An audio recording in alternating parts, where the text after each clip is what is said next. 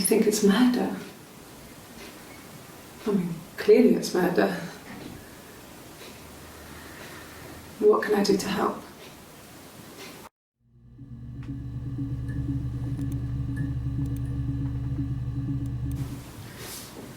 Yeah, that's me.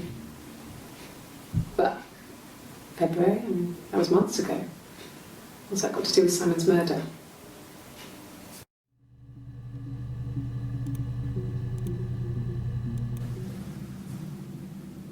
I'd like to speak to a lawyer now. Please. You have no murder weapon. You have nothing. And all these stories we've been telling each other, just that. Stories.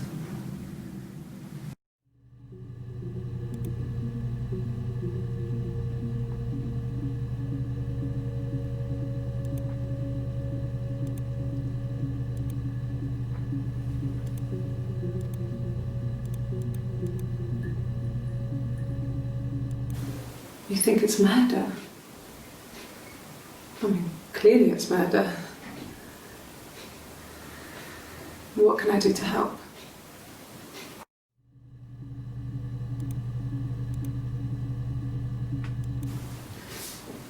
Yeah, that's me. But February, that was months ago. What's that got to do with Simon's murder?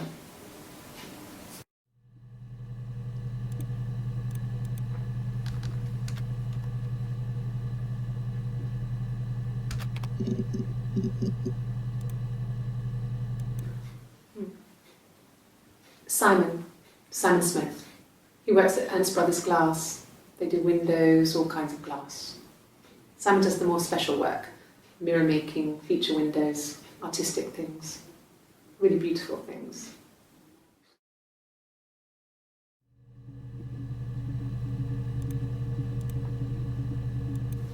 It's the Rockington Arms, The Rock. It's run by a nice couple, Peter and Susan. There's some other regulars there that Simon likes to drink with, and the barmaid they're having sometimes, Helen. Peter said Simon had been in and had a few drinks.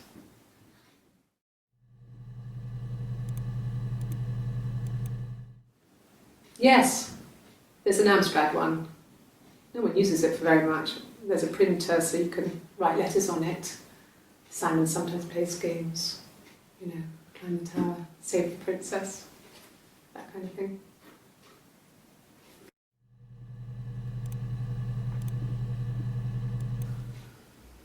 Simon isn't the type to run off or do anything crazy.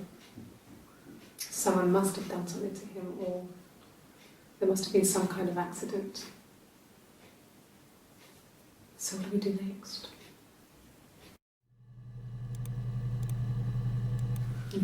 Thanks. Please find Simon. I love him so much.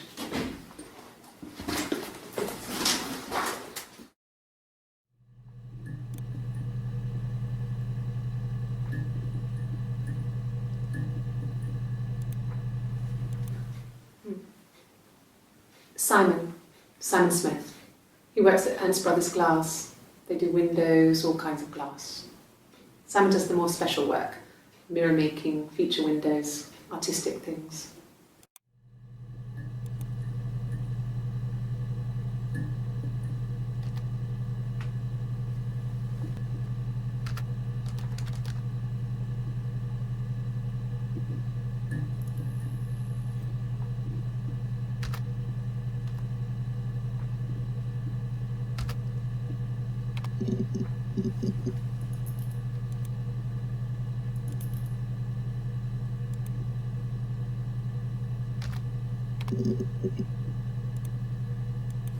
It's the Rockington Arms, The Rock.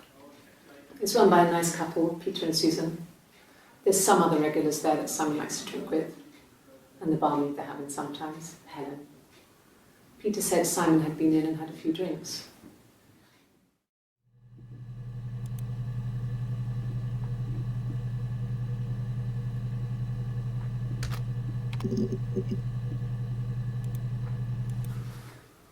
So, It was Friday evening. We had an argument. He left. On Saturday, he didn't come back. I waited all day. He was supposed to go help Eric out with something on the Saturday afternoon. They had a job. He didn't show. So Eric was ringing on the phone. I checked at the Rock, that's our local. They said they'd seen him on the Friday night, but not since. He still wasn't back this morning. It just isn't like him at all. Still not back by dinner time. It's getting dark again. So I decided to come and see you. His parents haven't heard anything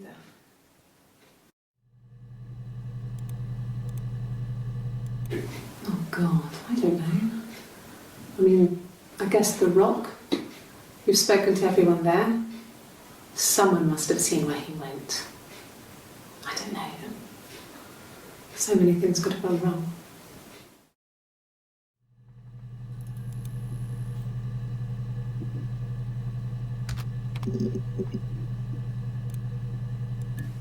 He was wearing a shirt, a blue turtleneck shirt and jeans. He has a watch.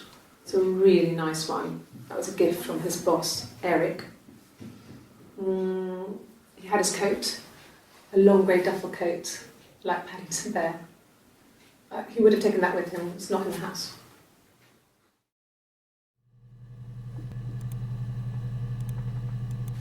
Yes, there's a car that we share, a Cavalier, and a van he uses for work.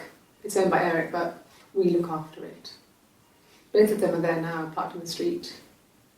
I'm not sure about the keys for the van. I can look for you when I get back.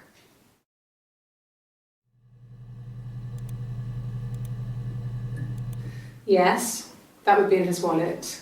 It's a Visa, a silver one. He doesn't like to spend money he doesn't have, so he usually pays with cash, but Eric convinced him to get one.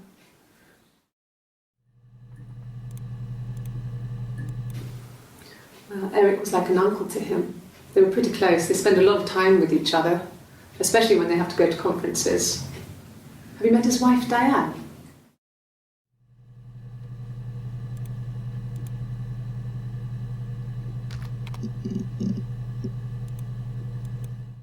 No.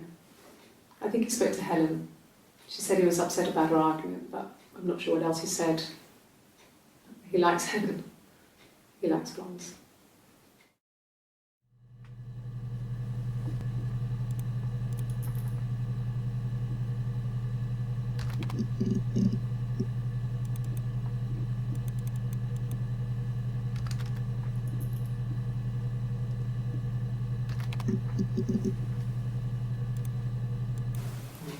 Diane is really nice. She helps out with the glaziers, organises the Christmas party, that sort of thing. They have 2 kids, really sweet kids. She used to look out for me when I worked there.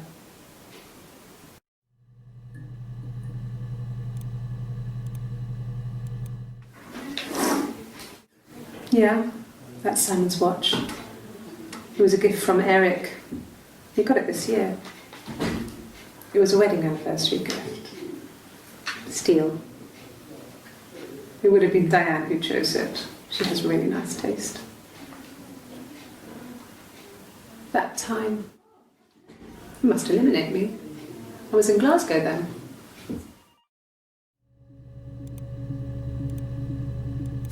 Not really. He would go to the pub.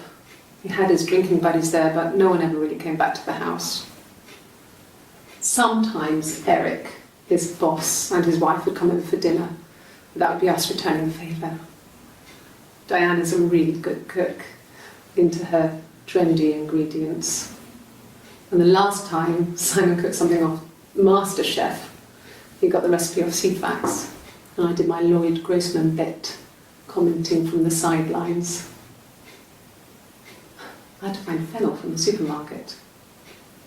Have you ever eaten fennel?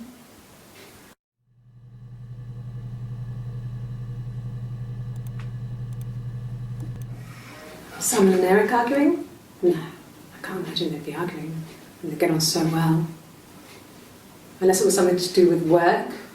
Maybe Simon was being too much of a perfectionist. But I don't know. You should ask Diane.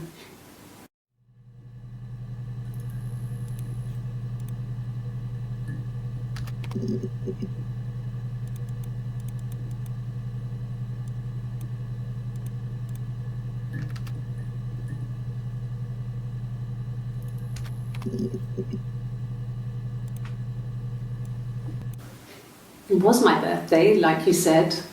We were going to have a meal at home. We had our meal. He gave me his present. I guess I didn't like the present.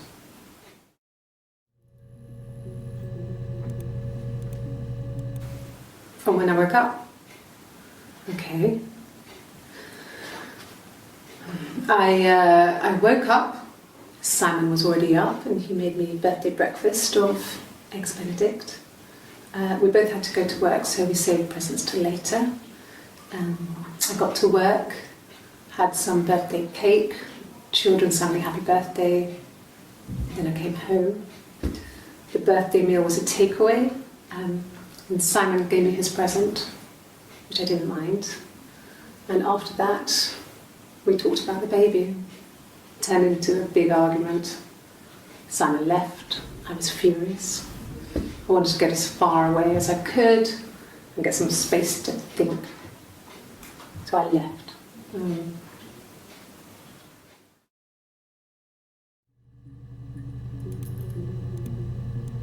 Nothing else happened that night. We talked, then I said goodbye. Then next week I was singing in the bar again and there he was.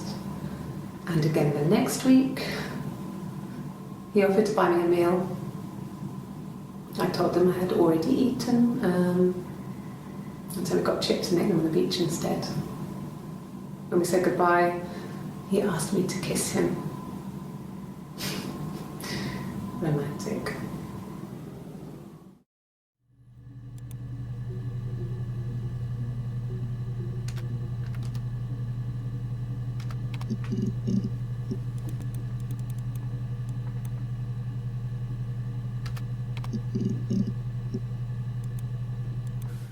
There's married couple stuff, a stupid argument, nothing specific.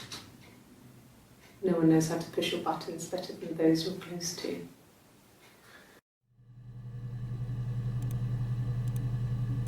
No. I mean, yes, we have arguments, but he never runs off. He always comes back, we make up. It's always that way. Yes. He left after the argument. It was about 8 o'clock.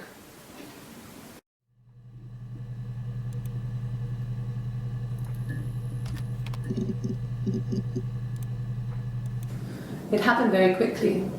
We hardly had to talk to each other. We agreed almost silently. The baby was what mattered. We'd help each other. We cleaned up. We bagged up the broken mirror, her clothes. They're gone. We took him down to the cellar. We had an alibi. Silently. The baby was what mattered. We'd help each other. We cleaned up. We bagged up the broken mirror, her clothes. They're gone. We took him down to the cellar. We had an alibi, and we wanted the body to be found later. We wanted to have suspicion on us, so we could then disprove it, rather than have it linger. Better to keep the body in the house than risk being seen with it. The watch, that was my touch, to make sure the alibi stuck.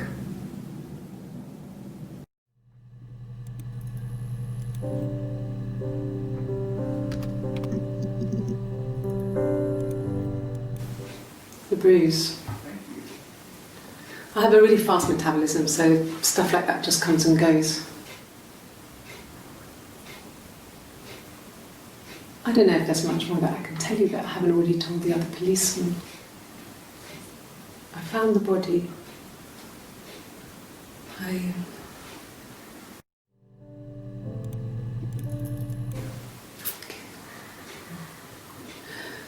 It was after dinner. I'd spoken to Sam's parents on the phone. I looked up for an early night and I suddenly had this thought. I think it was something his mum had said. She'd been speaking about old stuff, sad stuff, about when we lived there, about the baby.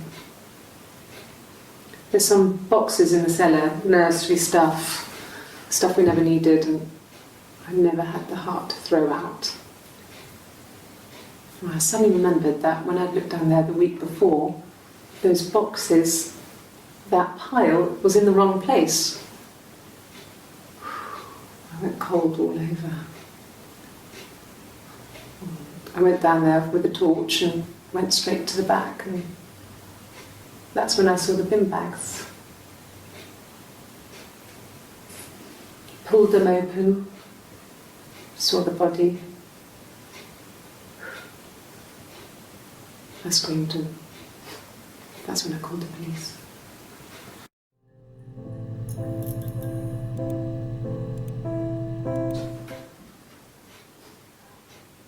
His body, it didn't look real. And his throat, it looked like his throat had been cut.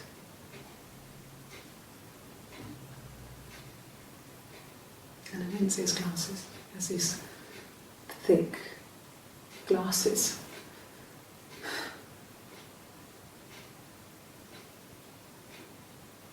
He doesn't always wear.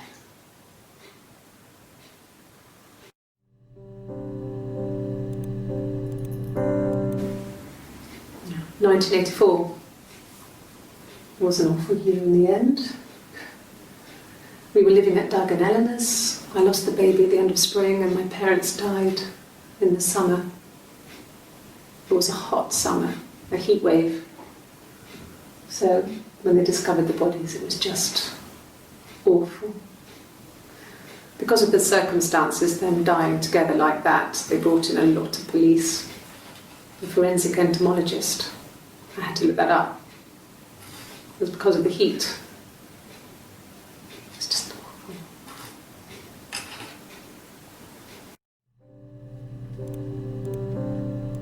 Really?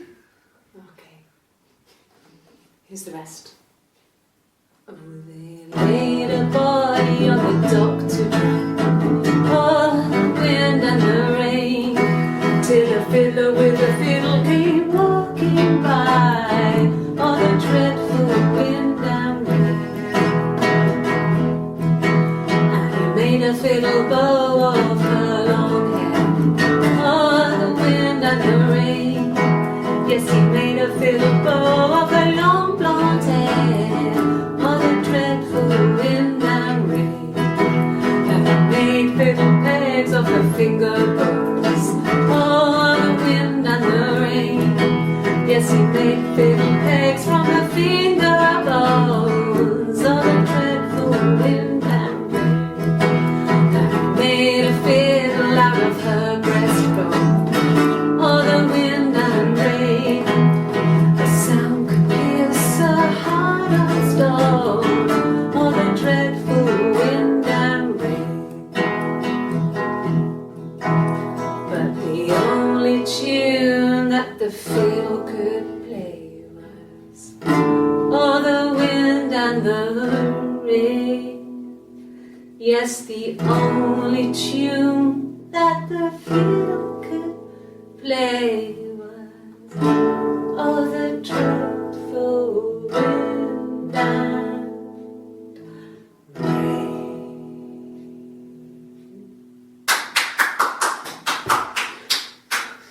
Anything you sing may be used as evidence against you.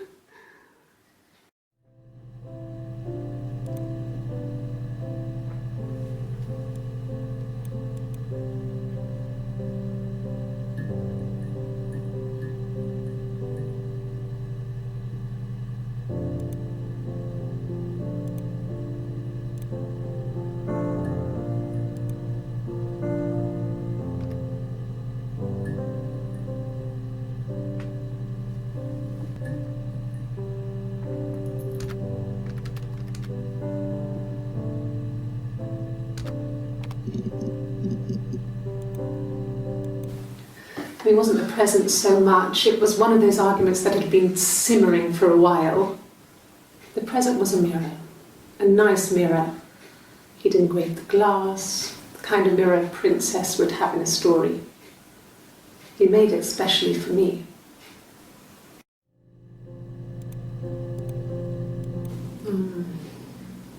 About 8 years back, it was a present to myself. I shouldn't even be drinking coffee with the baby. It's been hard trying to give it up. I think they say you can have 1 cup.